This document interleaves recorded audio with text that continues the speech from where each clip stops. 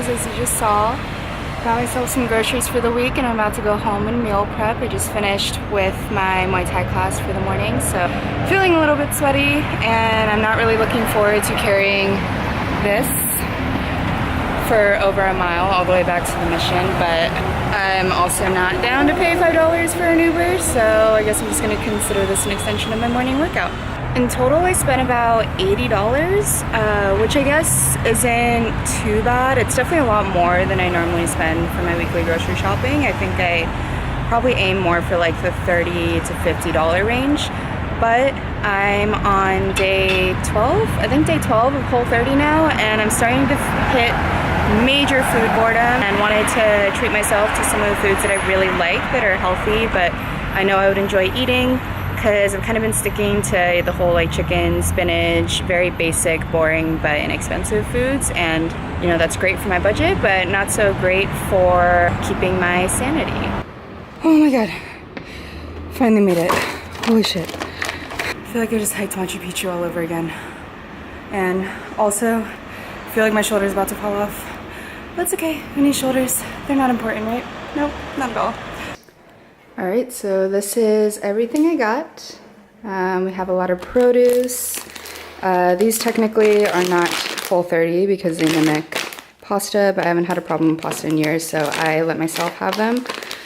And we have some Whole30 approved pesto, more produce, some shrimp, and salmon. And then got me some almond milk to stock up and some cashew butter. Highly recommend this over almond butter if you guys like cashews. Also got myself some tea for the office. Picked up one of these Epic bars. I've been eating a lot of RX bars, which is not good. So I figured it might be nice to have an alternative to that, something with just meat and not like a ton of sugar in it. I think one thing that's really key about Whole30 is having food available for you in case of emergencies. And I always like having frozen broccoli for that, so I have veggies around, as well as frozen berries. And I also usually try to keep some ground turkey or frozen meat, like I have these as well, just so if I ever get home and I haven't done grocery shopping. Oh, also, keep these, got Daily Harvest. Wanted to try them out with their 3 cups free promotion. So far it's been okay. I don't know if I would pay full price for it. It's a little pricey, but yeah, if you guys want to try it, let me know. I have a referral code. So overall, this was, let's see, $88.47. Again, kind of pricey, but I had no food and I wanted to get some things that I liked because I've been really bored with what I've been eating so far. So yeah, hopefully it'll be worth it. On the menu for this week, I am planning on making Cajun shrimp with cauliflower grits and maybe some like greens on the side. A ground turkey and sweet potato and broccoli hash, as well as some chicken sausage with veggies. But I have vegan pesto that I can put on top. I might actually not prepare that ahead of time. That might be something that I just save to chop up for dinner. But we'll see how I feel after making the rest of this. And for munching and snacking, I have this banana bowl. Just some pieces of banana with some cashew butter and slivered almonds. And then the Essentia green tea that I picked up from Trader Joe's. So technically, this is not very Whole30 of me to be doing. They really discourage snacking and especially recreating dessert bowls or sort of feeding your sugar dragon. But I don't really have sugar cravings right now. I just really wanted to try this cashew butter because I fucking love cashew butter. And I guess I am like a little hungry, so just something to sort of nosh on. For those of you who aren't super familiar with the program, there's the very black and white strict side that talks about what foods and ingredients you can and cannot eat. So you can have fruits, you can have vegetables, you can have meat and eggs and seafood. Those are all things that, yes, you can have them. You cannot have, you know, grains, dairy, sugar, legumes, soy. So that's very black and white. It's very easy to understand. But then there's another side of it, which is the recommendations. And I guess the recommendations have a lot to do more with your mental approach to food and your eating habits. You're not really allowed to recreate your favorite treats. So for example, I couldn't make a cookie just made out of almond flour and ghee instead of using butter and regular flour. You're also not supposed to be making dessert, kind of like what I'm doing here, out of approved ingredients. And you're not supposed to be snacking all day. You're supposed to be eating 3 square meals, plus or minus a workout snack. And you're also not supposed to be eating foods that, I guess they refer to them as food with no breaks. So any type of food that you can just snack on forever. For example, if you have a chip problem and you're just replacing your chip habit with plantain chips, yeah, technically you can eat those, but if you're going through a bag of them just like you would potato chips, it doesn't really make that much of a difference and you're kind of missing the point. I've been very good about the ingredients aspect of it. I'm not always so great about the more gray areas, which I think is fine. I think as long as you're being intentional and you know what is a problem for you and what is not, and what's gonna interfere with your Whole30 and what is not, then it's okay. So for example, I showed you guys earlier that I got cauliflower gnocchi, which I think they actually strictly say that that's not okay because you're using, I think it's cassava flour to mix with the cauliflower and make an actual pasta-like texture. So for a lot of people, because it's so much similar to pasta, it kind of triggers that craving for pasta as comfort food, or it becomes a food without breaks. But for me, because I don't really eat a lot of pasta and I don't really care about pasta that much, it's not a problem for me. I can eat it mixed with broccoli and turkey and just be fine. It's a normal meal.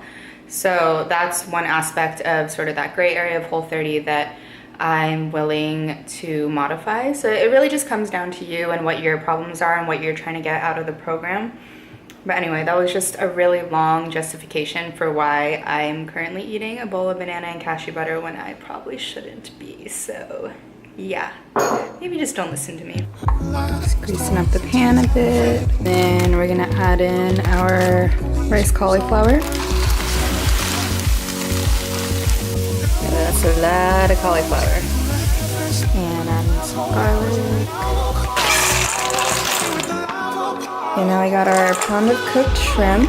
Just need to get them warmed up and covered in some Cajun seasoning, which I don't have, so looks like I gotta make my own.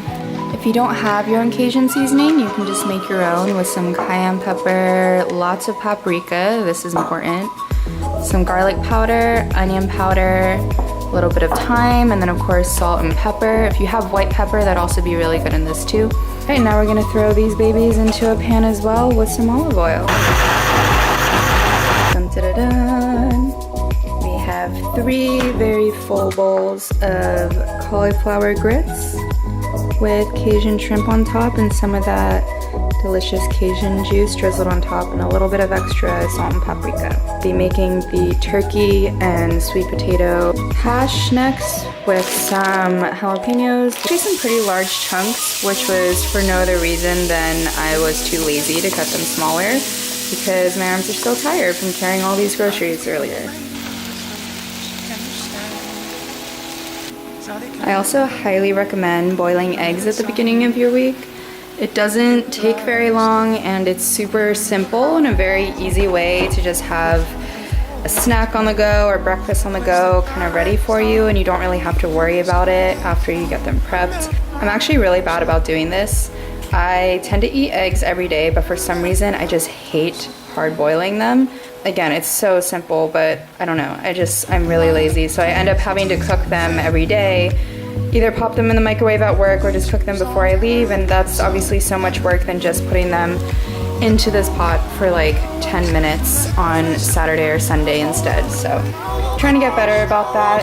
If you're like me and you also hate doing it because you just don't really know what you're gonna get, it's kind of hard to consistently boil them properly, I recommend checking out Downshiftology's guide to hard boiling egg. I really like having the yolk be a little bit soft inside. She has a really great strategy for doing that, and I've gotten perfectly partially soft boiled eggs every single time doing that. Just added some greens into this. You can't tell, I don't really have any rhyme or reason to the way I cook things. I usually just sort of throw things into a pot and hope it turns out okay.